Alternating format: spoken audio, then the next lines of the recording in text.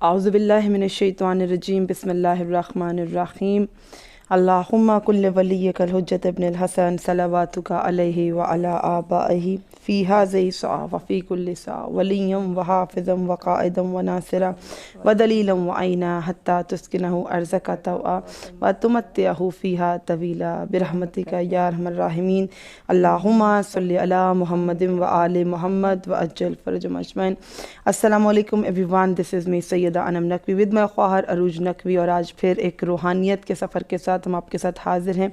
جیسا کہ آپ سے پرومس کیا تھا ان دا لاسٹ ایپیسوڈ آف دعائے کمیل، پہلے ہم نے اس سے گزشتہ 2 ایپیسوڈ میں دعائے کمیل کا تعارف کروایا، اس کے فضائل و برکات سے آگاہ کیا، اور گزشتہ میں تو ہم نے صرف اس کی ہسٹری بتائی تھی کہ کیسے حضرت کمیل بن زیاد مولا علی بن ابی طالب علیہ السلام کے پاس آئے، اور معرفت اہل بیت اور محبت اہل بیت اور عقیدت ولایت ایسی تھی کہ مولا نے حضرت کمیل کو کہا، کمیل کوئی ایسی چیز تمہیں تعلیم نہ دی جائے، کوئی ایسا تحفہ نہ دیا جائے کہ جو رزق کی تنگی کا بھی حل ہو، پریشانیوں سے نکلنے کا بھی حل ہو، مشکلوں کے ٹل جانے کا بھی حل ہو، یعنی کہ ایک فارمولا ہر پرابلم کے سولو کرنے کا۔ اور صرف یہ مجمع میں کہا تھا کہ کچھ ایسا تحفہ تمہیں دینا چاہیے۔ اس کے بعد جب لوگ چلے گئے تو کمیل پھر حاضر ہوئے اور کہا کہ مولا جس نسخہ کیمیا کی آپ نے بات کی تھی کہ میری پریشانیوں کا بھی حل ہوگا، رزق کی تنگی بھی دور ہو جائے گی، اور مال و اسباب اور دنیا اور آخرت کی تمام برکات اور نعمتیں میں سمیٹ پاؤں گا، میرے مولا، میرے آقا، میرے امیر، کیا وہ تحفہ ہے؟ تو مولا نے جو تحفہ عطا کیا تھا وہ تحفہ تھا دعائے خضر۔ اور اہل بیت جب تحفہ دیتے ہیں تو تحفہ بھی دیتے ہیں، ساتھ میں آپ کو عزت بھی دیتے ہیں، یہاں تک کہ دعائے خضر دعائے کمیل سے منسوب ہو گئی۔ اور آج پھر میں اور عروج اسی دعائے کمیل کے انتہائی نایاب جملے لے کر آپ کی خدمت میں حاضر ہوئے ہیں تاکہ اس کو ڈفرینٹ پارٹس میں پیش کیا جائے، ہم بھی آپ کے ساتھ اس اسپریچول جرنی کا پارٹ بن سکے۔ جیسے ایک جملہ تلاوت کیا جائے، کیونکہ ہم اگر تلاوت قرآن پاک بھی کرتے ہیں تو بڑا افسوس کا مقام ہے کہ جلدی غور نہیں فرماتے، غور و فکر کی بہت کمی رہ گئی ہے، نہ تدبر کرتے، نہ اس پہ غور کرتے، ریفلیکٹ نہیں کرتے۔ That's why the title I wrote for this video was reflecting upon the verses of دعائے کمیل، کہ ہمیں ریفلیکشن کی ضرورت ہے، ہمیں اس مومنٹ کی ضرورت ہے کہ جس میں بیٹھے اور غور و فکر کریں۔ تو چلیے ہم بھی یہ دعا آپ کے ساتھ ساتھ کریں گے، ٹرانسلیشن ہم پیش کر رہے ہیں، جو اب ہمیں جوائن کر رہے ہیں آپ کو بتا دیں گے ہم شرح دعائے کمیل پیش کر رہے ہیں۔ عربک میں تلاوت تو آپ سنتے ہی ہیں، لیکن ہم اس کے جملوں پر مل کر اپنے مومنات کے ساتھ غور فرمانا چاہتے ہیں، لہٰذا ہم نے اس کی شرح کو اپنا موضوع گفتگو بنایا۔ تو جہاں پر ہم نے اس جملے کو چھوڑا تھا وہیں سے ہم سٹارٹ کریں گے۔ اور اس سے پہلے کہ میں پہلے جملے کا آغاز کروں، میں نے ایک تمہید میں بتایا کہ کمیل کو ہر چیز کا حل دیا گیا، حضرت کمیل کو کیوں؟ یہاں پر عروج ایک بڑا اہم نقطہ ہے کہ اہل بیت کے ساتھ اور سنت رسول پر عمل کرتے ہوئے، اللہ کے نزدیک رہتے ہوئے، جب بھی دیکھے پیغمبروں کو بھی دیکھا، اللہ کے جتنے برگزیدہ بندے اور مومنین گزرے، جب بھی خدائی رستے پہ آپ ہوتے ہیں تو مشکلات آتی ہیں، کبھی بھی دنیاوی راستے پہ مشکلات نہیں آتی۔ ڈپریشن، ٹینشن، ہوپلیسنس، یہ سب کچھ حصہ ہے اس سفر کا، اور جہاں منزل بہت حسین ہو وہاں سفر مشکل ہی ہوا کرتے ہیں۔ اور بندہ مومن اگر نا امید بھی ہو جائے تو پھر سے یہ دعائیں کیا ہوتی ہیں، اس میں پھر روح پھونک دیتی ہیں، روح ایمانی تازہ کر دیتی ہیں۔ تو کمیل نے بھی، لوگ کہیں گے کہ کمیل کو ایسا تحفہ دیا، اس نے اپنی پریشانیوں کو ذکر کیا، تو کیا پریشانی تھی حضرت کمیل کو؟ یقیناً تھی۔ حضرت کمیل کی اگر ہسٹری دیکھیں تو زندگی میں عقیدت و محبت رکھتے تھے رسول خدا صلی اللہ علیہ وآلہ وسلم، اور ان کی آل سے زمانہ درک کیا تھا، مولا امیر کا صحابی تھے رسول خدا کے، اور ان کے مالی حالات اچھے نہیں تھے، ان پریشانی اور مشکلات کا عالم گزارا۔ اور اس کے دوسری طرف انہی کے بھائی جو تھے حارث بن زیاد، وہ دشمن اہل بیت تھا، لیکن اس کی زندگی انتہائی آسائشوں میں، کیونکہ دیکھیں ابھی میں نے بتایا حق کا راستہ آسان نہیں ہے، حق کا راستہ ہی مشکل راستہ ہے۔ اب جو دشمن اہل بیت تھا اور نہ سنتوں پر عمل کرتا تھا، نہ اتنا باتقوی انسان تھا، حارث ان کا بھائی تھا، اور حارث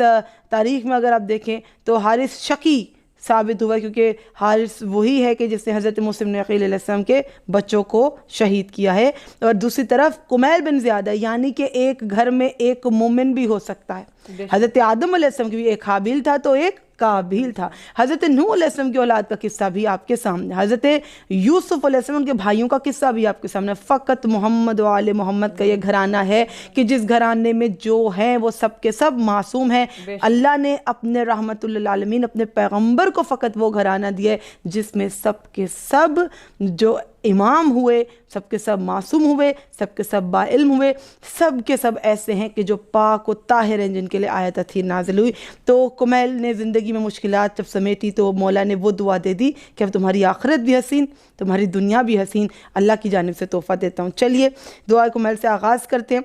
تو عروج یہاں پر جس پوائنٹ پر آپ کو بھی کچھ جاننا ہو یا ریلیٹ کرنا ہو آپ ضرور آڈینس سے ڈسکس کر سکتی ہیں. بہت خوبصورت جملے, یا سری الرضا, بسم اللہ الرحمن الرحیم, یا سری الرضا اغفر لمن لا یملک الا الدعاء, کہ پروردگار عالم تیری بارگاہ میں حاضر ہوا ہے وہ بندہ کہ جس کے پاس سوائے دعا کے کچھ نہیں ہے. یا سری الرضا, اے پروردگار جلد راضی ہونے والے راضی ہو جا. کس سے؟ اپنے اس بندے سے جس کے دامن میں سوائے دعا کے کچھ نہیں ہے. اور جب بھی دعا مانگے نا تو دعا, ہم نے پہلے بھی ذکر کیا تھا, دعا کہیں حائل نہ رہ جائے زمین و آسمان میں. دعا کو منزل تک, خدا تک پہنچانے کا راستہ ہے درود. اللہم صلی علی محمد و آل محمد و عجل فرجہم. اور جملے انتہائی حسین ہے کہ جہاں پر کہا جا رہا ہے الہی و مولایا اجریت علیہ حکمن, میرے معبود میرے آقا تو نے میرے اوپر ایک حکم نافذ کیا. اللہ نے ہم پر ہر طرح کے حکم نافذ کیے, جیسے شریعت محمدی آئی ہمارے پہ, نماز, روزہ, زکوٰۃ, حجاب, ہر چیز ہم پر حکم آئے. لیکن کیا کہہ رہا بندہ مومن, پر میں نے اس میں اپنی خواہش نفسانی کی پیروی کی اور اس کی کوئی پرواہ نہ کی کہ میرے دشمن نے اس خواہش نفسانی کو میرے سامنے سجا کر پیش کیا. دیکھتے ہیں ہم جاب اپرچونٹیز آتی ہیں, دیکھتے ہیں ہم کہ زندگی میں ایسے معاملات آتے, ایک چیز انتہائی پرکشش نظر آ رہی ہوتی ہے, دوسرے میں ہمیں مصیبت نظر آ رہی ہوتی ہے, اور ہم کس چیز سے جہاں تک کوئی اچھائی کا کام ہوتا ہے اس میں ہی ہمیں مصیبت نظر آ رہی ہوتی ہے, جب کوئی برائی کا رستہ ہمارے لیے بآسانی رستے پہ رستہ کھلتا چلا جاتا ہے, کیونکہ شیطان آپ کو ورغلا رہا ہوتا ہے کہ یہ رستہ آسان ہے, وہ برائی کے رستے پر ہی آ جائے. یہاں پہ جو دشمن کہا گیا ہے وہ شیطان کو ہی کہا گیا کہ فیہ من تزیین عدوی, کہ میرے دشمن نے اس خواہش کو تزین کر کے, خوبصورت کر کے خواہش نفسانی کو میرے سامنے پیش کیا ہے. لیکن پھر کہہ رہے ہیں کہ پس مجھے خواہشات کے ذریعے دھوکہ دیا, اور میری تقدیر نے اس معاملے میں اس کی مدد کی کہ انسان چاہتا ہے کیوں نہ ملے اسے احسانات ملیں, اسے نعمات ملیں, اسے شارٹ کٹس ملیں زندگی میں, اور ایسی اٹریکشنز کی طرف انسان مائل ہو جاتا ہے. لیکن اب بندہ جب کوتاہیاں کر چکا ہے, اس لیے تو کہا مولا نے کہا کہ ہفتے میں ایک بار, ورنہ تو مہینے میں ایک بار, یا سال میں ایک بار, یا کم از کم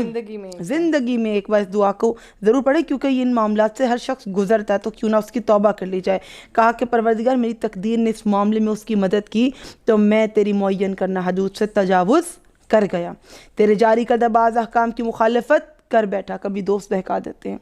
کبھی رشتہ دار, کبھی انسان کا اپنا نفس, اسے تنہائی, کہ کتنے فیصلے, اگر وہ ایک ایسی پوزیشن پہ ہے کہ جہاں پر اسے رشوت دی جا رہی ہے, اور وہ اتنے مصیبتوں میں مبتلا ایک شخص ہو اور لاکھوں اس کے پاس پڑے ہوں, اور صبح اس کو ڈیسائیڈ کرنا ہو کہ کیا میں اس مال کو استعمال کروں یا میں اس کو ریٹرن کر دوں. تو سوچئے ذرا ایک بندہ مومن کی وہ ساری رات ایک اللہ کی طرف سے ایک امتحان میں گزر رہی ہوگی, تو وہ کہتا ہے کہ پروردگار, امام علیہ السلام کا بھی فرمان ہے کہ سب سے مشکل جنگ ہے وہ صرف جنگ جو ہے وہ آپ کی اپنے نفس کے ساتھ ہے. اگر آپ اپنے نفس کے ساتھ جنگ کرنے میں کامیاب ہو جائیں گے تو آپ دنیا و آخرت کی تمام جنگیں فتح کریں گے. بے شک یہاں پہ کہا کہ پروردگار بہرحال ان تمام امور میں مجھ پر تیری حمد واجب ہے. کتنی پیاری دعا ہے کہ اپنے گناہوں کو اقرار کرتے ہو. اللہ کو یہ کنفیشن بہت پسند ہے مومن کا, کہ وہ جب بیٹھے جائے نماز پر تو بندہ کہے کہ پروردگار یہ بھی کر بیٹھا, وہ بھی کر بیٹھا, اس کے حق میں بھی زیادتی کر دی, اپنے حق میں زیادتی کر دی, اپنے نفس سے زیادتی کر دی, اور پھر کہتے ہیں کہ میں تجھ سے نا امید نہیں ہوا. کہا کہ پروردگار پھر بھی مجھ پر تیری حمد و ثنا واجب ہے. کون سے بندے نہیں پسند کہ جو گناہ کر کے شرمندہ بھی نہیں ہیں, اور اللہ کی بارگاہ میں ان کا اظہار بھی نہیں کرتے, اقرار بھی نہیں کرتے. لیکن یہ دعا ہم سے اقرار بھی کرواتی ہے, اظہار بھی کراتی ہے, تاکہ اللہ کو اپنے اس گنہگار بندے سے محبت ہو جائے, اور پروردگار اس کے دل میں پھر وہ ایمانی جذبہ پیدا کر دے, اور اس کی زندگی کی ڈائریکشن اب اس راستے کی جانب موڑ دے جو اس کے لیے بنا ہے. کہا کہ پروردگار تیری حمد واجب ہے, اور میرے خلاف تیرے جاری کردہ فیصلوں, کیونکہ میں نے اب تیرے حکم کی نافرمانی کر دی, اب جانتا ہے کہ حدود سے تجاوز کیا, اب میں سزا کا حقدار ہو گیا، اب مجھے سزا ملے گی، تو کہنے لگا پروردگار میں تیرے جاری کردہ فیصلوں میں کوئی حجت نہیں، میرا کوئی اختیار نہیں، اور تیرا حکم اور آزمائش میرے لیے لازم ہے کہ تیری ذات سے بڑھ کے کوئی ذات نہیں، تو ضرور مجھے سزا دینے پر قادر ہے۔ جیسے کہ والدین کے سامنے ہم سے کوتاہی ہو جاتی ہے، یا زندگی میں کسی کے حق میں زیادتی ہو جاتی ہے، اور اس کے سامنے کھڑے ہو کے کہیں کہ میں مانتا ہوں کہ مجھ سے یہ غلطی ہو گئی ہے، تو یہ کیوں مشکل ہے کہ آپ کسی کو تکلیف یا اذیت پہنچا کر اس کا اقرار نہ کر سکیں؟ اذیت پہنچانا تو اس سے بڑا کرب تھا، اس کا اقرار کرنا شاید اس کے زخموں پہ کوئی مرہم ہی ہو جائے کہ میں نے ہی تمہیں تکلیف پہنچائی۔ سب سے زیادہ پرابلم بھی یہیں پر آتی ہے کہ جو ایک ایگو پرابلم ہے نا، یہاں پر تو ہم دعائے کمیل میں پہلے بھی بتا چکے ہیں، پہلے آپ نے اپنے گناہوں کا اعتراف کرنا ہے، اور یہ اعتراف کرنے والا وہ بندہ نہیں ہے کہ جو اعتراف کرنے کے بعد بار بار گناہ کرے اور پھر معافی مانگ لے، یہ وہ نہیں۔ آپ کو صدقے دل سے پروردگار عالم کے سامنے اپنے تمام تر گناہوں کو، اگر آپ کو مانگنے کا سلیقہ نہیں ہے تو یہ دعا ہی آپ کو مانگنے کا سلیقہ بتا رہی ہے، اپنے گناہوں کو ایکسیپٹ کرنے کا سلیقہ سکھا رہی ہے۔ ایکسیپٹ کرنے کے بعد پھر آپ اپنے رب سے طلب کریں کہ تو ہی بزرگ و برتر ہے، تو ہی رحمان الرحیم ہے، تو ہی غفور الرحیم ہے، میری بخشش فرمانے والا ہے۔ بے شک، اور اس میں سیلف لیسنس بڑی ضروری، جہاں پہ سیلفش ہوگی نہ تو دعائیں اثر کریں گی، نہ زندگی میں کبھی آپ کامیاب ہو سکتے۔ جو انسان سیلفش ہے وہ نہ تو دنیا میں نہ آخرت میں کچھ پا سکتا۔ ہاں وقتی فائدے وہ سیلفش انسان ضرور پائے گا، اپنے بارے میں سوچ رہا ہے، لیکن یہاں پر یہ دعائے کمیل میں ہی ہے کہ وہ بندہ معافی مانگتا ہے۔ اللہ کو عاجزی پسند ہے، ڈاؤن ٹو ارتھ انسان پسند ہے۔ اگر خدا کے سامنے آپ اس اکڑ کے ساتھ پیش ہوں گے تو وہ دعا نہیں ہے، وہ آپ کہہ رہے ہیں کہ میں خود اپنے معاملات کو حل کر لوں گا، تو خدا آپ کو بھی آپ کی حال پر چھوڑ دے گا۔ لیکن ہم اس اظہار کے ساتھ آئیں کہ یا اللہ تیرے پناہ نہیں ہے، تیرے قدرت اور تیری سلطنت سے باہر کوئی فرار نہیں ہے، آنا تو تیرے ہی پاس ہے، زندہ اکڑ نہ چھوڑی اپنی تو مر کر تو اکڑ چھوڑو گے، وہ آخری سفر تو جو قبرستان کی جانب ہوگا، اور پھر آپ پروردگار کی بارگاہ میں ہی عدالت سجے گی۔ تو اے میرے معبود، میں تیری بارگاہ میں اپنی کوتاہیوں اور نفس پر زیادتی کرنے کے بعد معافی کے لیے میں اپنے کیے پر شرمندہ ہوں۔ یہاں پہ وقد اتیتک یا الہی بعد تقصیری و اسرافی علی نفسی معتذرا نادما منکسرا مستقیلا مستغفرا منیبا۔ یہاں پہ مجھے بہت پسند ہے یہ جملے کہ پروردگار اپنے نفس پر زیادتی کرنے کے بعد آیا ہوں، میں معافی کے لیے اپنے کیے پر شرمندہ ہوں، اور ندامت و انکساری، توبہ و استغفار، اقرار معصیت، میں اقرار معصیت کرتا ہوں، میں یہ نہیں کہہ رہا کہ میں نے نہیں کیا، پہلی بات میں ایکسیپٹ کرتا ہوں کہ مجھ سے معصیت ہوئی ہے، معصیت مطلب ڈس اوبیڈینس ہوئی ہے، مجھ سے نافرمانی ہوئی ہے، مستغفراً یقین اور اعتراف کے ساتھ میں حاضر ہو رہا ہوں، مقرراً مذعینا معترفاً، اور کہ میرے پاس ان گناہوں سے بھاگنے کے لیے کوئی جائے فرار نہیں ہے، اور تیرے علاوہ کوئی پناہ گاہ نہیں ہے کہ جہاں گر گڑایا اور رویا پیٹا جائے۔ دنیا کی بھی تو عدالتیں دیکھتے ہیں، جب سزا سنائی جا رہی ہوتی کتنا روئیں، کتنا گڑ گڑائیں، کتنا پیٹیں، مر جائیں، لیکن جو سزا مل گئی وہ مل گئی، وہ پوری ہو کے رہتی ہے۔ لیکن خدا کی بارگاہ میں بندہ مومن کہتا ہے رو کر اور آنکھوں میں آنسو لے کے، پروردگار میں گڑ گڑا کر رو پیٹ کر تیری ہی بارگاہ ہے، فقط تیری عدالت، اگر اس انداز سے میں دعا پیش کروں تو مجھے یقین ہے کہ تو میرا عذر قبول کر لے گا، اور خصوصی طور پر اپنی رحمت کے وسیع دامن میں مجھے داخل کر لے گا۔ پھر کہتے اللہم فاقبل عذری، خدایا محمد و آل محمد کے ساتھ کی میری معذرت کو قبول فرما، وارحم شدت ضری، اور میری سخت بدحالی پر رحم فرما، اور مجھے شدید قید و بند سے چھٹکارا دے۔ اے میرے پالنہار، میرے لاغر جسم، یہ اب آپ دیکھیے انسانی جسم اللہ نے کیسا تخلیق کیا ہے، اور انسان اس عقل و غرور میں پھرتا ہے کہ شاید میری ہیلتھ کو کبھی کوئی پرابلم نہیں ہوگی، شاید میں نے اسی طرح جیتے جاگتے رہنا ہے، میں نے ہمیشہ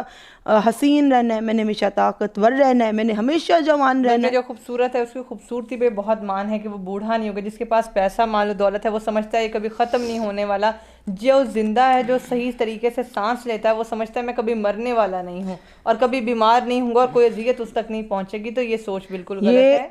سب سے پہلے کہ غور فرمائیں کہ یہ دعائیں جتنے بھی نبی اکرم سے ملی ہیں اور اہل بیت سے ملی ہیں، ان عظیم ہستیوں سے ملی ہیں جنہیں خدائی مرتبے عطا ہوئے، جن کو دنیا اور آخرت میں محل ملے، جنہیں دنیا اور آخرت میں عزتیں ملی، اور جنہیں جو امام ہیں، جو نبی ہیں، اور اللہ نے ان کو چنا ہوا، اللہ کے برگزیدہ چنے ہوئے لوگ ہیں۔ لیکن وہ اہل بیت الاسم جو انتہائی با علم اور صاحب معجزات ہیں، انہوں نے اگر اتنی عاجزی کا، یہ جملے تو مولا کے ہیں نا، اتنے عظیم جملے اگر سید سجاد نے دعاؤں میں عاجزی کا اظہار کیا ہے، سید الشہداء نے مولا حسین علیہ السلام نے اللہم صلی علی محمد وآل محمد وعجل فرجہم، ان کے نانا رسول خدا نے اپنی دعاؤں میں اللہ سے ایسے گڑ گڑا کر دعائیں کی ہیں، تو اگر اتنے بلند مرتبے والوں نے دعائیں کی ہیں تو ہم کیا ہیں کہ ہمارے اس دولت کو بھی زوال ہے، ہماری صحت کو بھی زوال ہے، ہماری اس عمر کو بھی زوال ہے، اس خوبصورتی کو بھی زوال ہے، اس زبان کو بھی زوال ہے، اور کمر جھک جانی ہے، اور پھر یہ نظریں، یہ آنکھیں، آپ جانتے کسی ضعیف کو دیکھ کر کیسے آپ محسوس کر رہے ہوتے ہیں، تو سب کی حالت تو گزار ہو جانی ہے۔ اور یہ کہتے ہوئے ابھی بڑا ریسنٹلی سنا ایک بزرگ کو کہتے ہوئے کہ وہ ان کا یہ لائف کے بارے میں کانسیپٹ تھا کہ نماز تو ہم نے بھی بزرگی میں شروع کی تھی اور ہمارے بچے بھی بزرگی میں کریں گے۔ انتہائی تعجب ہوا سن کے، انتہائی تعجب کہ وہ کیسی عبادت ہے جب گناہ پر قدرت رکھتے ہوئے گناہ نہ کرو نا، وہ اصل طاقت ہے۔ بے شک جب آپ کے بدن میں طاقت ہی نہیں رہی ہے کہ آپ اب اللہ کی نافرمانی کر سکے، تب عبادت کی تو کیا کی۔ ہم نے شاید اپنے بڑوں سے سن رکھا ہے، ہر گھر میں بھی ڈسکشن ہوتی کہ عبادت جو ہے وہ صرف جوانی کی ہے۔ اب اس کے دو آپ جو ہے وہ مطلب سمجھ سکتے ہیں، یہ نہیں کہ عبادت جوانی کی ہے، جوان تو زیادہ آسانی سے عبادت کر سکتا ہے، نہیں، کیونکہ جوان کا امتحان زیادہ ہے، امتحان زیادہ ہوتا ہے، اس کے پاس اختیارات ہوتے ہیں، وہ گھر سے باہر بھی جاتا ہے، اس کے ماں باپ بھی اس کے ساتھ نہیں ہوتے، 100 برائیوں میں وہ پڑ سکتا ہے، وہ ہر چیز کر سکتا ہے، اختیار رکھتا ہے، لیکن اگر تب بھی اس کو صرف یاد الہی ہی آتی ہے، تب بھی اس کو نماز ہی یاد آتی ہے، قرآن پاک ہی یاد آتا ہے، اور وہ تسبیح پروردگار عالم کو ہی یاد رکھتا ہے، تو یہ آج کے دور میں اور اس سے پہلے بھی یہ بہت بڑی بات ہے کہ وہ بوڑھا نہیں ہے، پھر بھی وہ چاہتا ہے کہ اصل جو ہے وہ آخرت ہی ہے، اس کو اپنے رب کی طرف ہی پلٹنا ہے، اور اس کا سامان وہ پہلے سے تیار ہے۔ بزرگی میں جائے نماز لے کر اور تسبیح لے کر واک کرتے ہوئے تسبیح کر لینا، بزرگی میں وہ رسپانسبلٹیز ختم ہو گئی نا، آپ نے زندگی بھر ایک جاب کی ہے، اور یہ صاحب اب ریٹائر ہو گئے، اب تسبیح لے کر خدا خدا کر رہے، اللہ اللہ کر رہے، جائے نماز بچھا لی کہ اب مجھے فرصت ملی عبادت کے لیے۔ کہنے کا مقصد یہ ہے کہ انسان سمجھتا ہے کہ تمام تر زندگی انجوائے کرنے کے بعد جب وہ فری ہو رہا ہے تو تب اس کو رب کی عبادت کی فرصت مل رہی ہے۔ نہیں، یہ زندگی سے کبھی خالی نہیں ہے، زندگی ان سے کبھی خالی نہیں۔ جوان کو نفس زیادہ ابھارتا ہے، اکساتا ہے، اس کی فزیکل انرجیز اس ٹائم ساری نیگیٹیوٹی کی طرف اسے اٹریکٹ کیا جاتا ہے، اس کو اتنے مواقع، اتنی اپرچونٹیز، شیطان بھی ورگلاتا ہے، لوگ بھی ورگلاتے ہیں، اپرچونٹیز ایسی ہوتی ہیں، اسے خدا سے زیادہ، یہ اللہ کا کوئی خاص تحفہ ہے ان جوانوں پہ کہ اگر وہ اپنے سامنے سب ہوتا ہوا دیکھیں، لیکن they choose not to be part of any of that activity. If you choose not to be there in any such gathering جس میں اللہ کے احکامات کی مخالفت کی گئی ہو، hats off to you. If you choose to be not there at a place جہاں پر الہی احکامات سے ہٹ کے کوئی گفتگو کی جا رہی ہو، تو آپ پہ ہمیں فخر ہے، ایسا کوئی عمل کیا جا رہا ہو جو پروردگار عالم کے لیے ناپسندیدہ ہے، بالکل، تو آپ کو اخلاق سے بھی پیش آنا ہے، کسی کو ناراض بھی نہیں کرنا۔ اس کا بہترین حل یہ ہے کہ جن محفلوں میں ذکر رسول پاک نہ ہو، جس محفل میں ذکر پروردگار نہ ہو، ان محفلوں میں کچھ نہیں رکھا، ان محفلوں کو چھوڑیے اور ان سے جو ہے درکنارہ ہو جائیے اور الگ آ جائیے، کیونکہ اللہ کو وہی لوگ پسند ہیں کہ جو اس کے احکامات کی فرمانبرداری کرتے ہوئے چوز کرتے ہیں۔ اور خوشیاں بھی منائیں تو انہی احکامات کے جو ہے مطابق منایا کریں۔ خوشیاں منانے کا مطلب یا عید منانے کا مطلب، کوئی بھی خوشی سیلیبریٹ کرنے کا مقصد یہ نہیں ہوتا کہ آپ قرآن پاک کی تعلیمات کو پس پشت ڈال کر اس کے اپوزٹ کام کرنا شروع کر دیں اور اس کو کہیں یہ تو خوشی تھی، خوشی میں سب جائز ہے، ایسا کچھ نہیں ہے، خوشی میں ایسا کچھ جائز نہیں ہے۔ جو قرآن پاک کے وہ جو ہے ان کے احکامات کے مخالف جو چیزیں جاری ہوتی ہیں، ایسی خوشی نہیں ہے، یہ آپ کے پروردگار عالم کی ناراضگی کا سبب بنتی ہیں، تو ایسے امور سر انجام دیجئے جو پروردگار عالم کی آپ خوشنودی حاصل کر سکیں۔ پروردگار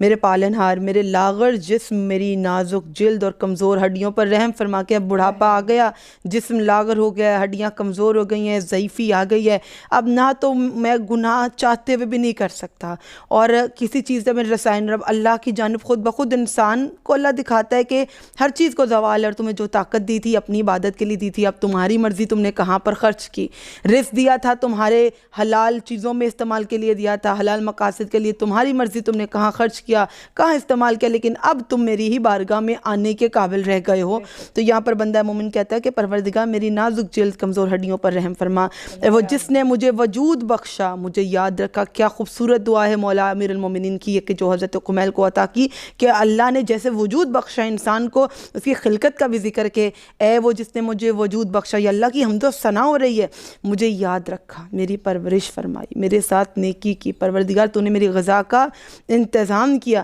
بس اب مجھے پہلے جیسا کرم اور گزشتہ جیسے احسانات مجھ پر جاری کیے، جاری و ساری رکھ، کیونکہ ہم نے ذکر کیا الہ امین کہ جو گناہ ہو چکے، جو معصیت ہو چکی، نافرمانی ہو چکے، ظلم ہو چکے، اللہ نے ایک حکم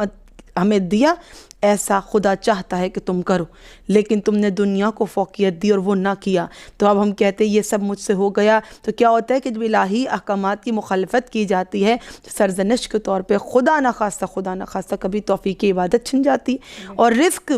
دولت کی صورت میں نہیں ہوتا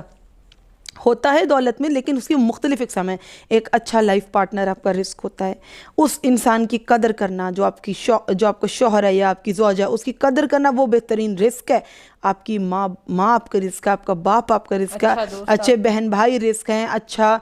جو ہے ساتھی، اچھے بہن بھائی ہو گئے، دوست اور ہمسایہ اچھا مل جانا، کیونکہ ایک برا ہمسایہ ملنا ایک عذاب میں سے ہے، اچھا ہمسایہ ملنا خدا کا ایک رزق ہے۔ تو یہ سب کیا ہے؟ رزق ہے۔ اچھا گھر دیا خدا نے، رزق ہے، کھانے کو اچھا دے، رزق۔ کہا کہ اللہ تو قدرت رکھتا ہے، کہ ہوتا ہے نا ایک نعمت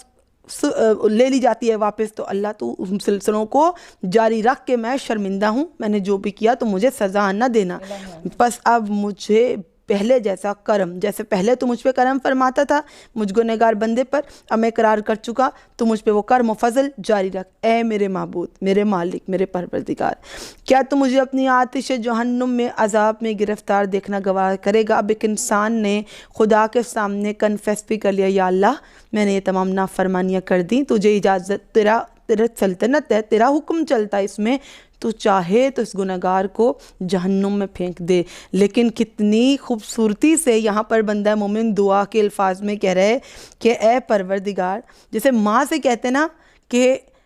محبت میں کہتے کہ آپ ہمیں یہ سزا دے دیں گی، اولاد تو ہم آپ کی ہیں تو کیسے میں یہ سزا دے دیں گی؟ تو وہ بندہ مومن اللہ سے کہتا ہے پروردگار کیا تو مجھے اپنی آتش جہنم میں عذاب میں گرفتار دیکھنا گوارا کرے گا، کہ جب کہ میں تیری وحدانیت کا معتقد ہوں۔ اللہ اکبر۔ یہاں پر بندہ مومن کہہ رہا ہے کہ میں گنہگار ہوں پر تیرا ہوں،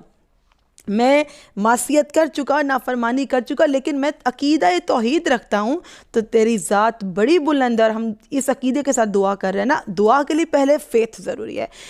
اگر آپ کے دل میں یہ فیتھ ہے کہ اللہ سن رہا ہے، تو اللہ کو یہ بات قطعی پسند نہیں کہ بندہ مومن مشکل یا پریشانی میں رہے، تو اسی لیے وہ کہہ رہا ہے کہ پروردگار تو اللہ سبحانہ و تبارک و تعالیٰ کہ تو مجھے آتش جہنم میں عذاب میں گرفتار دیکھنا گوارا کرے گا، جبکہ میں تیری وحدانیت کا معتقد ہوں، اور میرا دل تیری معرفت سے پر نور ہے، بالکل ایک معصوم بچے کی طرح کہ پروردگار کیا اس دل کو سزا دے گا کہ جس دل میں تیرا نور رچ بس چکا ہے۔ بے شک یہ بندہ مومن اس وقت جس طرح سے اپنے پروردگار عالم سے اپنے جو ہے جتنی بھی اس کی احساسات ہیں ان کو شیئر کر رہا ہے یا بیان کر رہا ہے، اس میں وہی ہمیں بچپن سے مائیں سکھاتی آ رہی ہیں کہ تمہارا پروردگار تمہیں 70 ماؤں سے زیادہ محبت کرتا ہے۔ دیکھیں اٹ واز اپ ٹو اس کہ اس کو ایک ایپیسوڈ میں ترجمے کو بول دیا جاتا، مقصد اب یہ نہیں ہے، مقصد یہ مناجات، یہ دعائیں اتنی پریشیس ہیں، ان کی ایکسپلینیشن کی جائے، اس کا ذائقہ عبادت کی لذت لے کے پڑھتے کہ پروردگار محمد و آل محمد صدقے ہم سب کے صغیرہ کبیرہ گناہ معاف کر دے، وہ الہی انعامات اور وہ نعمتیں ملتی رہیں، اور اللہ کبھی اپنی عبادت کی توفیق نہ چھینے۔ تو اسے ہم جاری رکھتے ہیں کہ آج اس کو اس ایکسپلینیشن کے ساتھ مکمل کریں۔ امید کرتی ہوں کہ جو دیکھ رہی ہیں مومنات، اور آئی ایم ویری ہوپ فل کہ یوتھ میں جو بچیاں دیکھ رہی ہیں، آپ زندگی میں اس ایج سے ان کا دامن تھام لو، ان پاکیزہ ہستیوں کا کہ جنہوں نے آپ کو ایسے تحفے دعاؤں کی صورت میں دیے ہیں۔ بزرگی میں ہے، جب طاقت و قوت نہیں اس کا فائدہ نہیں۔ اچھا، تو یہاں پر بندہ مومن کہتا ہے پروردگار یہ وہ دل ہے جس سے گناہوں کا میں نے اعتراف کیا، میں تیری ربوبیت کے سامنے خاضع ہوں، خاشع ہوں، اب بھلا یہ کیسے ممکن ہے کہ جسے تو نے پروان چڑھایا۔ اب اللہ کو کہہ رہا ہے کہ پروردگار تو مجھے سزا دے، تو سزا دے سکتا ہے، تیری ہی طاقت، تیری ہی قوت، تیرا ہی حکم، تیری ہی سلطنت، تیری ہی دنیا، تیری ہی آخرت۔ اللہ کو بہت پسند ہے کہ پروردگار کی اس انداز سے حمد و ثنا کی جائے اور اللہ کو کہا جائے کہ سارے اختیارات پروردگار تیرے ہیں، لا حول ولا قوت الا باللہ العلی العظیم، کہ اللہ کی طاقت سے بڑی کوئی طاقت نہیں۔ ذکر اتنی طاقت رکھتا ہے نا کہ جب کبھی کوئی دنیاوی طاقت آپ پر حاوی ہونے لگے تو آپ اس ذکر کو کہے کہ پروردگار تیری طاقت و قوت سے بڑھ کے کوئی نہیں۔ تو اللہ کے سامنے کہا پروردگار میں خاضع ہوں، میں خاشع ہوں، تو ہی نے مجھے پروان چڑھایا ہے،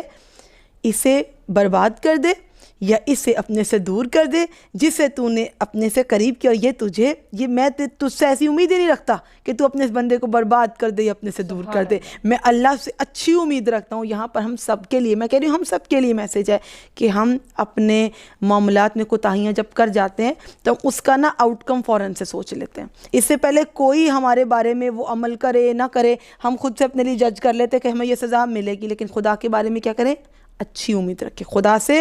ہمیشہ اچھی توقع رکھے۔ تو یہاں کہتے ہیں پروردگار اس شخص کو کہ جسے تو نے اپنے سے قریب کیا ہو، پہلے تو نے مجھے اس دین پر قریب کیا، میں یہ گمان ہی نہیں کرتا کہ تو مجھے نکال باہر کرے، اس کو کہ جسے تو نے خود پناہ دی ہو اور اسے بلاؤں کے سپرد کر دے، جس کی حفاظت کا ذمہ تو نے خود لیا ہو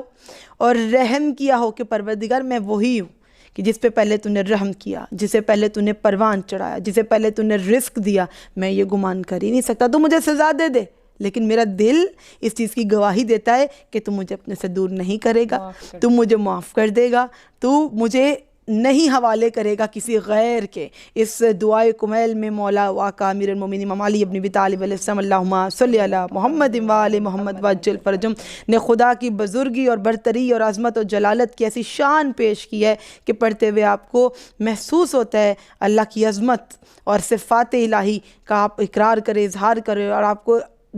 ایک رونگٹے انسان کے کھڑے ہو جاتے ہیں اور اپنے گناہوں کا احساس ہونے لگتا ہے، اور اس کے اینڈ پہ آ کے بالکل وہ محسوس ہونے لگتا ہے کہ جیسے ہی اس بندہ مومن کی جگہ پر آپ خود موجود ہیں اور آپ کہہ رہے ہیں پروردگار کاش میں یہ سوچ بھی سکتا، اے میرے سردار میں یہ تجھ سے امید ہی نہیں رکھتا کہ تو مجھے ایسی سزائیں دے گا کہ خود سے دور کر دے، مجھے جہنم میں پڑائے رہنے دے۔ اے میرے سردار یا سیدی و الہی و مولا، یا اے میرے سردار، میرے معبود، میرے آقا،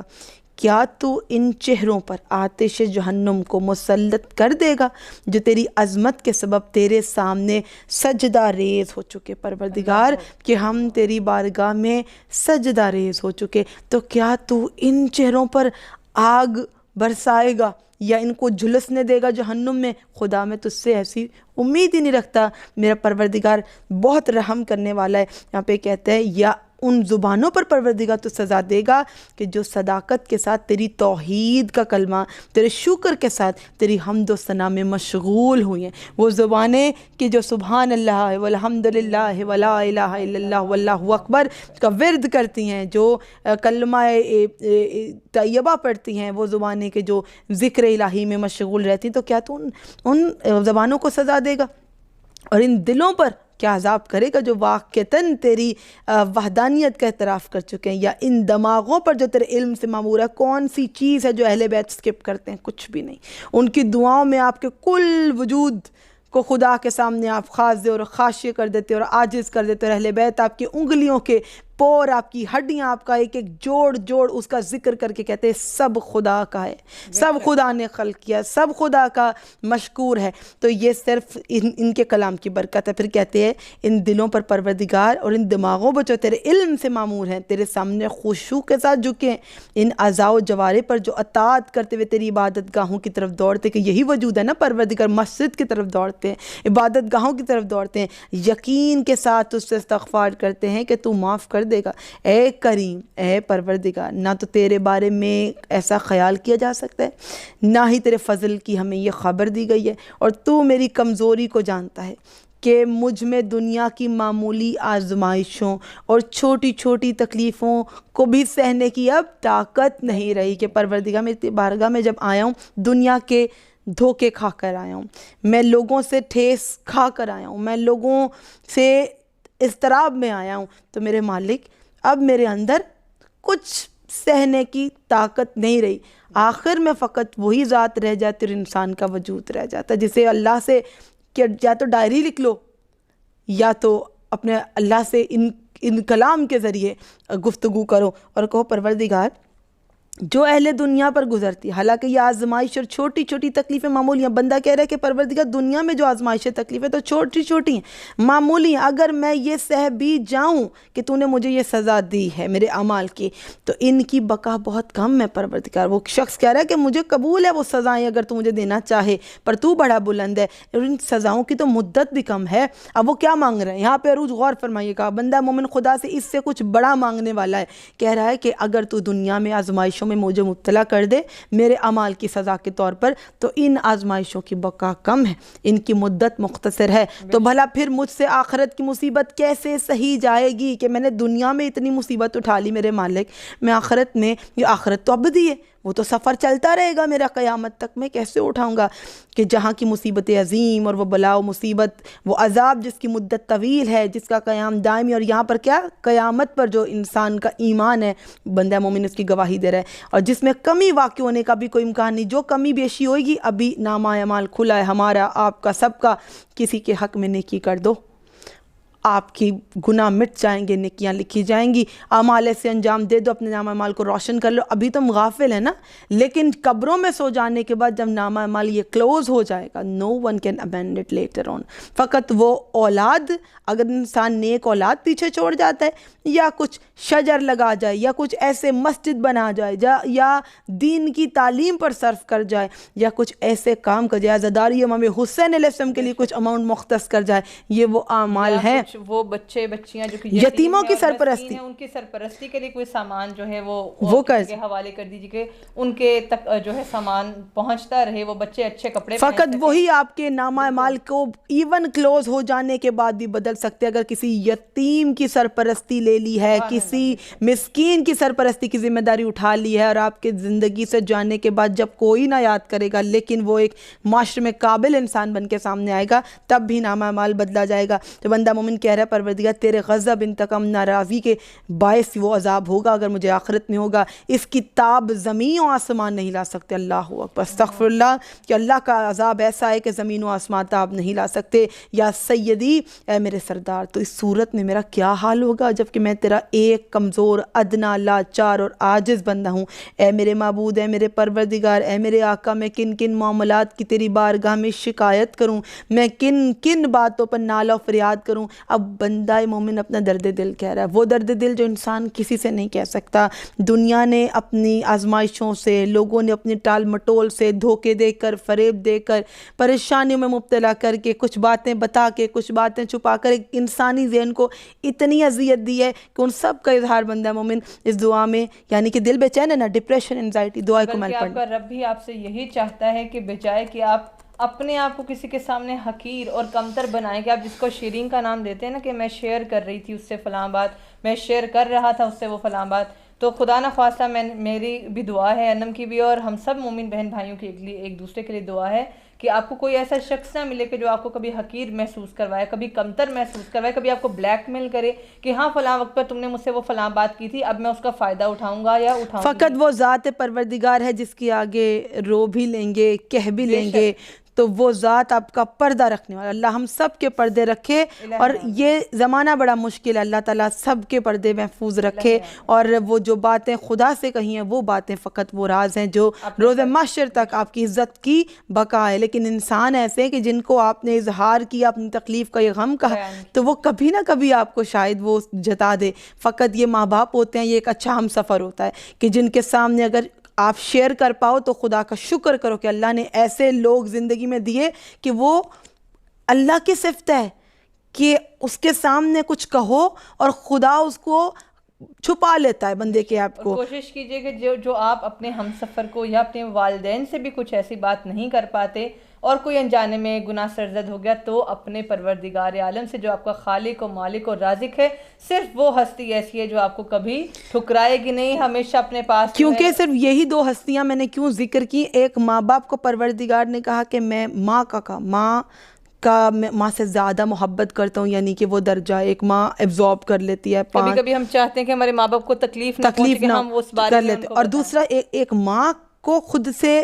ریزمبل کیا، ریلیٹ کیا کہ میں ماں سے زیادہ محبت کرتا ہوں. تو خدا نے جو سٹینڈرڈ سیٹ کیا ماں باپ یعنی خدا، اور نبیوں کے سٹینڈرڈ والدین کے ساتھ ہے کہ ایک بزرگ شخص دادا ہیں، دادی ہیں، یا گھر کے کوئی بزرگ ہیں تو وہ خاندان میں اس کی حیثیت رکھتے ہیں جیسے کوئی نبی اپنی امت میں.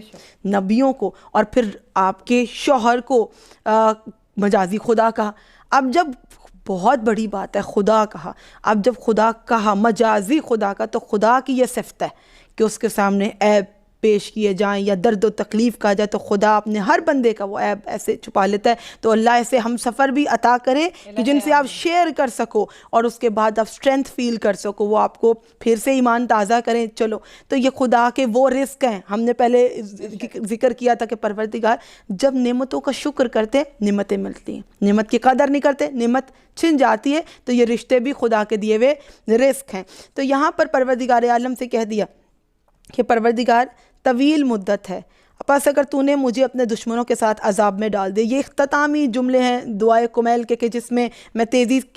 کے ساتھ ہی اس کا اختتام کروں گی کیونکہ اس کا فلسفہ ہم پیش کر چکے. بس اب اس کا ذائقہ لیجئے گا جملوں کا اور سمجھیے گا. اپنے آپ کو اس بندہ مومن کی جگہ پہ رکھ کر سوچتے ہیں کہ ہم پروردگار سے کہہ رہے کہ پروردگار تو نے اپنے عذاب کے مستحق افراد کو اور مجھے ایک ساتھ قرار دیا، اور اپنے دوستوں اور محبوں کے درمیان میرے درمیان جدائی کر دی کہ اگر میں بروں کے ساتھ شامل ہو گیا، حالانکہ پہلے میں اچھا ہی تھا، دنیا نے بھٹکایا، میں برا ہو گیا، تو کیا تو مجھے بروں کے ساتھ رکھے گا؟ اور جو تیرے محب اور تیرے دوست تھے مجھے ان سے الگ رکھے گا؟ تو اے میرے معبود، میرے سردار، میرے آقا، تجھے اختیار ہے. سرنڈر کر دیا. پروردگار تجھے اختیار ہے. میں تیرے عذاب پر تو صبر کر سکتا ہوں کہ میں سہ لوں گا، لیکن تیری جدائی پر کیسے صبر کر سکتا کہ مجھے اپنے سے دور نہ کر، مجھے اس ٹھکانے میں نہ ڈال جہاں پہ تو نہ ہوگا، مجھے اپنے قریب رکھ. یہ سزا سب سے بڑی سزا ہے جو اللہ کسی بندے کا رزق نہیں چھینتا، نعمتیں باقی نہیں چھینتا، لیکن کیا کرتا ہے؟ نماز نہیں پڑھی جاتی، تلاوت نہیں کی جاتی، نیکی نہیں کی جاتی، چھن جاتی ہے. تو اس ٹائم پر وہ وقت ہوتا ہے کہ دیکھیں کہ کیا ایسا کیا کہ اللہ نے خود سے دور کر دیا. اور تیری جہنم کی آگ میں جانے پر تو اب بندہ مومن کہہ رہا ہے کہ میں تیری جدائی نہیں برداشت کر سکتا. اگر میں جہنم میں تو مجھے ڈالتا ہے، یہ تیرا حکم ہے، لیکن میں آہو بقا کروں گا، میں فریاد کروں گا کیونکہ میں تجھ سے جدائی نہیں برداشت کر سکتا. تو پروردگار مجھے تجھ سے معافی کی امید لگی رہے گی. کہا کہ پروردگار جہنم کی آگ پر صبر کروں گا، لیکن تیرے نظر کرم کے بدل جانے پر میں کیسے صبر کر سکتا ہوں؟ میں کیسے جہنم میں رہ سکتا ہوں جبکہ میں تجھ سے معافی کی امید لیے بیٹھا ہوں؟ بس میرے پروردگار یا سیدی و مولائی اقسم صادقاً، میرے آقا تیری عزت کی قسم کھا کر سچ کہہ رہا ہوں کہ اگر تو نے مجھے بولنے کا اختیار دیا ہوتا، کہ اگر مجھے جہنم میں پھینکا ہوتا اور مجھے اختیار دیا ہوتا کہ بول، تو میں کیا کہتا؟ میں چیخ کر پکار کر کہتا جس طرح امید والے چیختے ہیں، اور تیرے سامنے اس طرح آہو بکا کروں گا. ابھی بھی ہار نہیں مان رہا بندہ مومن. اتنے گناہوں کے بعد یہاں پہ کہتے ہیں ایک گناہ ہو گیا سو اور کر لو وہی سزا ہے، ایک قتل ہو گیا اور کر لو وہی سزا. نہیں، وہ شخص کے جو بہت گنہگار ہے لیکن یہ فقط یہ ڈر ہے کہ آپ کو پھر پلٹاتا ہے اپنے پروردگار کی طرف، پھر سے پاک و پاکیزہ جو رب کی طرف پلٹو. تو کہتے پروردگار تیرے جود و کرم کے فراق میں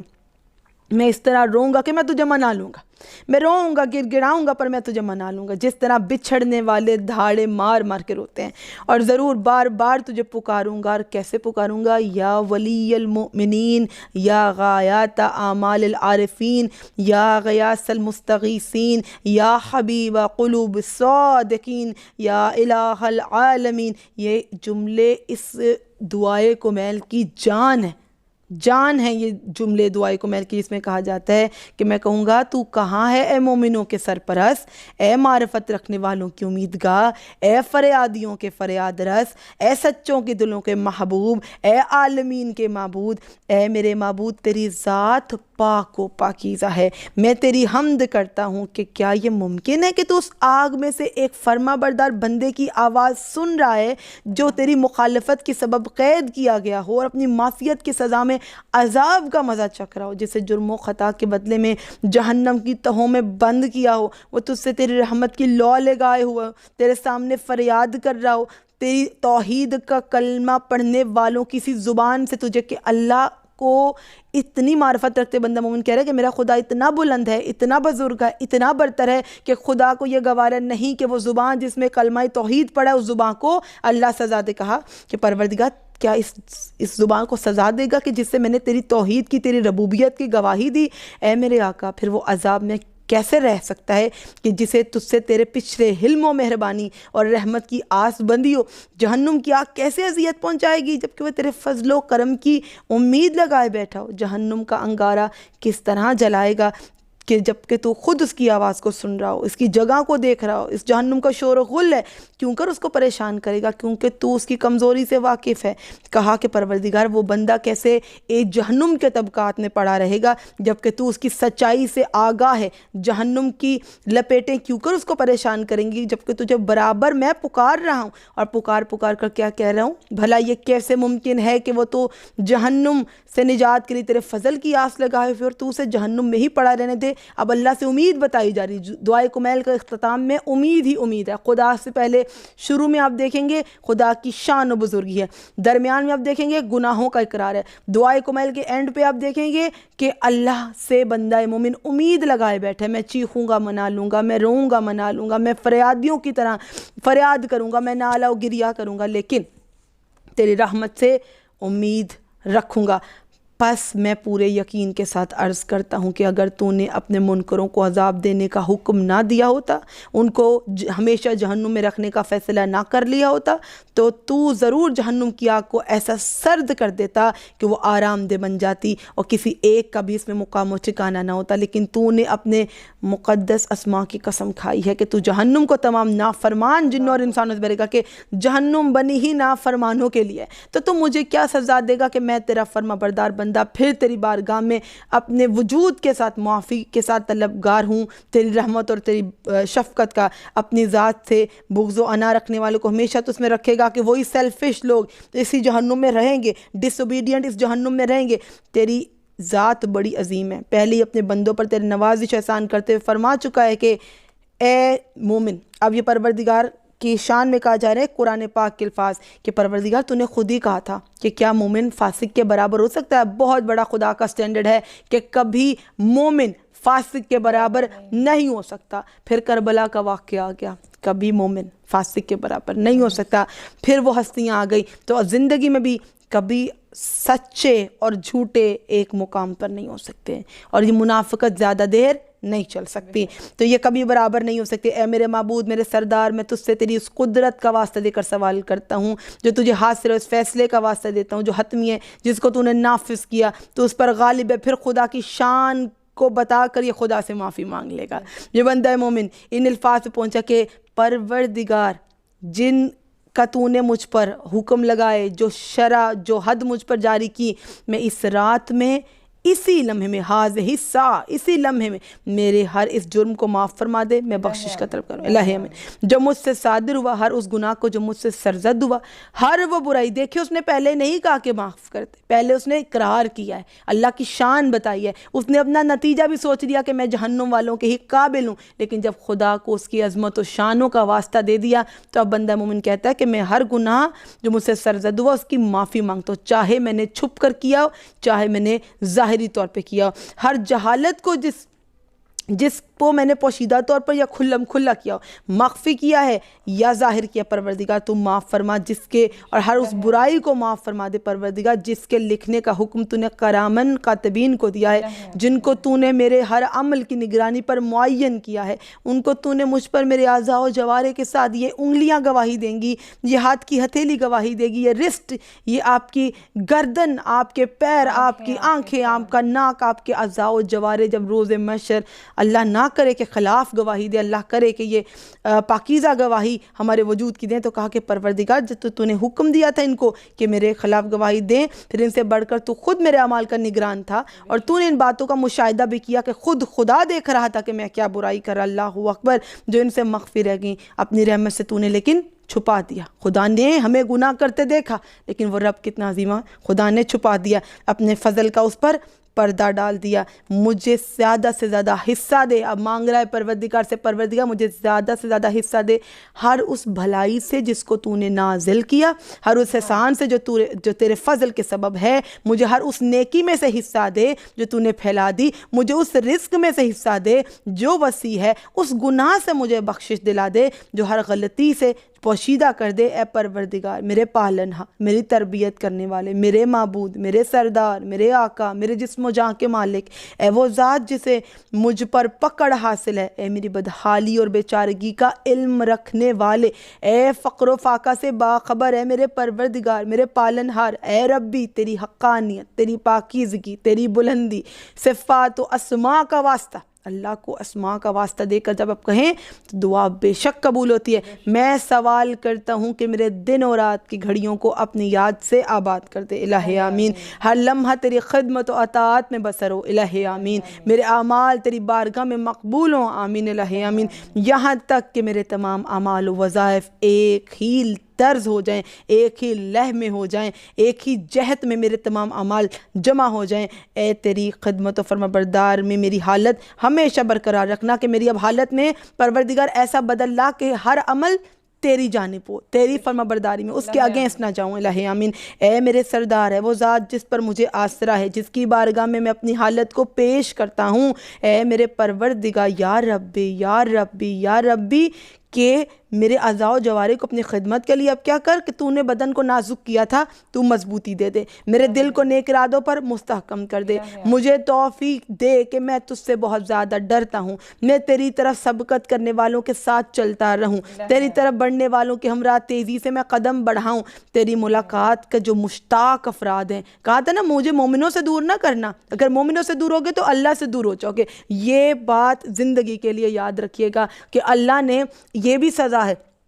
مومن بہن بھائیوں سے دور ہو جاؤ، اچھی کمپنی کے بجائے بری کمپنی میں آ جاؤ۔ وہ جو کہ اللہ کے نزدیک لوگ تھے، اگر ان سے دور ہو گئے نا تو اپنے آپ کو دیکھو ایسا کیا کیا کہ خدا نے تمہیں مومن بندوں کی بجائے کچھ اور بندوں کے ساتھ لا کھڑا کیا۔ تو یہاں پہ بندہ مومن دعائے کمیل میں کہہ رہا ہے پروردگار مجھے ان افراد کی جماعت میں شامل کر جو تیری سے ملنے کے مشتاق مخلص بندوں کے ساتھ اور یقین رکھنے والوں کے ساتھ، خوف رکھنے والوں کے ساتھ، مجھے ان کے ساتھ نہ رکھنا جو سزا کے حقدار ہوں، مجھے دھوکہ دے تو ایسا ویسے ہی بدلا دے، مجھے ان بندوں میں سے قرار دے جو بہترین حصہ پاتے ہیں تیری بارگاہ میں، سب سے زیادہ تقرب جنہیں حاصل ہے، جو خصوصی طور پہ تیرے نزدیک ہے، کیونکہ یہ مقام تیرے فضل کے بغیر کسی کو نہیں مل سکتا۔ تو اللہ نے جن کو مقام و منزلت عطا کیے ہوں، پاک بنایا ہو، تو ان لوگوں کے ساتھ، اس جماعت کے ساتھ ہمیں متمسک کر دے۔ اور ہم جانتے کہ وہ عظیم جو ہستیاں ہیں وہ پنجتن پاک کی ہستیاں، کہ اللہ ان کے ساتھ ہمیں قرار دے دنیا اور آخرت میں۔ اور پروردگار اپنی شان و بزرگی سے مہربانی فرما، اپنی رحمت کے ساتھ میری حفاظت فرما، میری زبان کو اپنی یاد میں مصروف رکھ، میرے دل کو اپنی محبت کا شیدا قرار دے، مجھ پر میری دعاؤں کو قبول کر کے احسان فرما، میری خطائیں معاف کر دے، میری لغزشیں بخش دے۔ بس یہاں پر آخری جملوں میں بندہ مومن معافی کا طلبگار ہے، اور میں اس کا اب لاسٹ میں آتی ہوں کہ تیری ہی طرف اپنے ہاتھوں کو بڑھایا پروردگار، بس تجھے تیری عزت کا واسطہ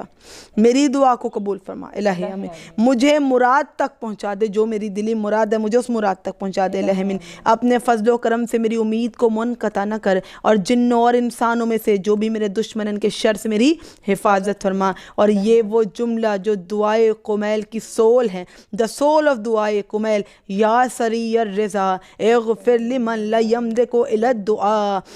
اے جلد راضی ہو جانے والے اس شخص کو بخش دے جس کے پاس سوائے دعا کے کوئی سرمایہ نہیں ہے۔ اور اس جملے کو دہرائیے، یا سری الرضا، یا سری، کیونکہ بندے کبھی راضی نہیں ہوتے، آپ کا اللہ جلد راضی ہونے والا ہے۔ اور کہہ رہے ہیں پھر فعال لما تشاء یمن اسمہ الدعاء و ذکرہ الشفاء و طاعتہ غنن، وہ ذات جس کا نام دوا ہے، وہ جس کا ذکر شفا ہے، جس کی اطاعت بے نیازی ہے، رحم فرما اپنے اس بندے پر جس کی فقط امید کیا ہے، تو ہے. اس کا اسلحہ کیا ہے؟ دعا ہے. اے کامل نعمت عطا کرنے والے، مصیبتوں کو ٹالنے والے، تاریکیوں میں وحشت زدوں کو روشنی عطا کرنے والے، اے وہ صاحب علم جسے کسی نے تعلیم نہیں دی، محمد صلی اللہ علیہ وآلہ وسلم، آل محمد علیہ السلام میں محمد پر رحمت نازل فرما اور میرے ساتھ وہ سلوک کر جس کا تو اہل و سزاوار ہے. خدا کی رحمت نازل ہو اس کے رسول اور ان کی آل مبارک پر، آئمہ معصومین علیہ السلام پر، اور کثرت کے ساتھ رحمت نازل ہو اور سلام ہو جو سلام کا حق ہے. اللہم صلی علی محمد و آل محمد و عجل فرجہم اجمعین، آمین علیہ آمین یا رب العالمین. تو مومنین، یہ ایپیسوڈ ہو تو بہت طویل گئی، لیکن میں اس یقین کے ساتھ مکمل کر رہی تھی کہ ہم بھی اس کا لطف لے رہے تھے، آپ بھی اس کا لطف لے رہے تھے، اور شاید کہ ہمارے بچوں نے دعائے کمیل کو اس طرح سے کھول کھول کر لفظ لفظ کو پڑھا نہیں، لفظ لفظ کو سنا نہیں. اور وہ ہمارے بہن بھائی جن کو ابھی اس نام سے بھی وہ آشنا نہیں تھے کہ دعائے کمیل کے نام سے ایک ایسی دعا ہے جو کئی معجزات اور کئی دعاؤں کی استجابت اپنے اندر سمیٹے بیٹھی ہے. تو یہ سب ہم سب کے لیے تحفہ دیا ہے حضرت علی ابن ابی طالب مولا واقع دو جہاں نے. تو اس تحفے کو لے لیتے ہیں اور امید کرتے ہیں کہ ہر ہفتے میں ایک بار کم از کم ضرور پڑھیں. مجھے اور عروج کو اجازت دیجیے گا، لیکن اس سے پہلے میں عروج سے ضرور پوچھوں گی کہ دعا مکمل کرتے ہی کیا جذبات ہیں آپ کے، اور کیا میسیج دعائے کمیل کے بارے میں شیئر کرنا چاہیں گے؟ میسیج کیونکہ دعا کو مکمل کرنا سب سے زیادہ ضروری تھا، سب سے پہلے میں 2 باتیں کرنا چاہوں گی. انم نے ابھی کہا کہ وہ بہن بھائی جو اس دعا سے پہلے آشنا نہیں تھے، جانتے نہیں تھے، شاید کہیں نام سنا ہوگا دعائے کمیل کا، آج ترجمہ سنانے کا مقصد اس کا یہی تھا. آپ کو مکمل ڈیٹیلز کے ساتھ جو ہم نے بتایا اس کا مقصد یہی تھا کہ جو نہیں جانتے ان کو یہ معلوم ہو جائے کہ اس میں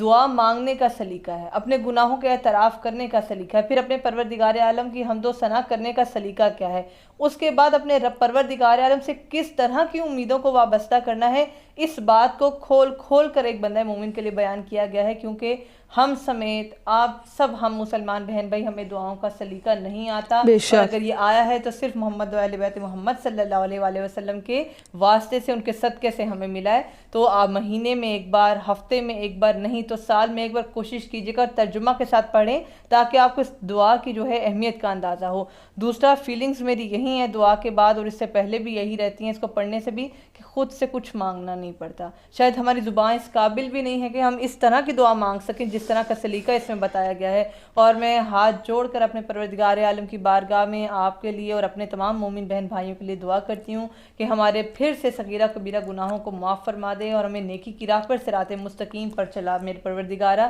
کیونکہ جہاں انم بیماری کی بات کر رہی تھیں کہ جو بیماری آتی ہے کسی پر بھی آتی ہے، جوان پر، بوڑھے پر آتی ہے، ہم تو وہ برداشت نہیں کر سکتے، تو اس میں بندہ مومن کیا بیان کرے، میں آتش جہنم کو کس طرح سے برداشت کروں گا. تو پروردگار عالم بس ہمیں اپنی بارگاہ میں جو ہے وہ سرخرو فرمائے جب بھی اپنے رب کی بارگاہ میں پیش ہوں. بہت شکریہ عروج، آپ نے بھی اظہار کیا دعا کے حوالے سے، اور آپ سب بھی اگر تو عبادت کا یہ ذوق لے چکے اور کچھ سوال ہیں اس کے حوالے سے یا مزید دعاؤں کے منتظر ہیں تو بتا دیں. انشاءاللہ وہ اور دعائیں جو معجزہ ہیں، جن میں نسخہ کیمیا ہیں ہر مرض کے لیے، آپ کو شارٹ ویڈیوز بھی ملیں گی اور آپ مزید ٹاپکس بھی آئیں گے دعائے توسل پر، دعائے مشلول پر، اور بھی دعائے عرفہ پر. وہ دعائیں جو کہ آپ شاید کہ واقف نہ ہوں، کہ جن کی ٹرانسلیشن اگر پڑھیں معلوم ہوگا کہ معصوم کا فرمان اور کلام کتنا بلند ہے، اور کسی اور چیز کو پڑھنے کی پھر گنجائش نہیں رہتی. اسی بات کے ساتھ مجھے عروج کو اجازت دیجیے گا. دعاؤں میں یاد رکھیں، if you are liking this spiritual journey, do like, subscribe and share with others. السلام علیکم. التماس دعا.